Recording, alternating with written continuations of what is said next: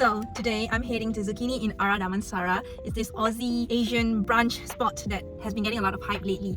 But I'm not just here to eat. I'm here to look at this place through a marketing lens. Specifically, I want to see how they handle the customer experience and what happens when things don't go perfectly. First things first, the parking. Valet parking is RM6 for 4 hours. Free parking is available, but either limited or quite a walk. I went with the free parking because I was lucky and I got a spot. But honestly, that already affects how you feel walking in. That's your first touch point, before you've even seen a menu.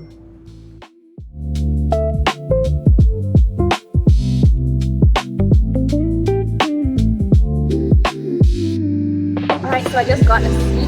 And the minute I walked in, they greeted me pretty much immediately. That's a good start. In marketing, we call that a moment of truth. It's the first real interaction that shapes your whole perception. There's this framework in marketing called ServeQual. It breaks down what customers expect into 5 things. 1. Reliability, getting your order right. 2. Assurance, staff who know what they're doing. 3. Tangibles, how the place looks and feels. 4. Empathy, genuine care. And 5. Responsiveness, how fast they react. Here's how ordering works. The server gave me a physical menu, but you can scan a QR code to actually place the order. It's efficient, but it removes that human interaction. I went with the chef's recommendations, the zucchini nasi kerabu and truffle Japanese white corn ribs. Drinks and appetizer arrived in about 9 minutes. Main course took 20. Genuinely impressive. This is where the tangibles dimension really delivers. Now here's the moment that stood out. After my meal, I started choking, and before I could even look up, the server noticed and brought me a glass of water. I didn't have to ask. He just saw it and responded. Thank you so much. That's genuine responsiveness and empathy. But here's the thing. That night, the restaurant was only about 30% full. 3 servers, not many tables. Of course they would have noticed, but what happens on a packed Saturday when every table is full and those same 3 servers are stretched across the whole floor? A potential service failure, don't you think?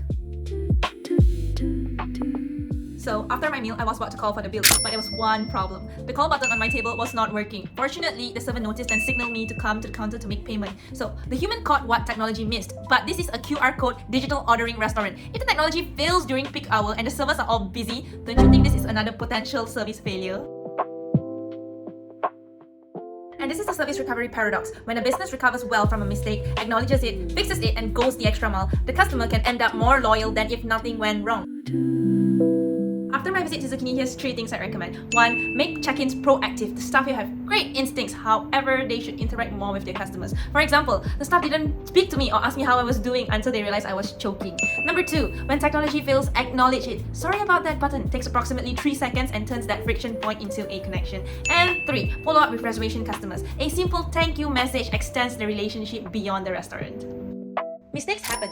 That's business. But if you recover well, your customer might just love you more for it.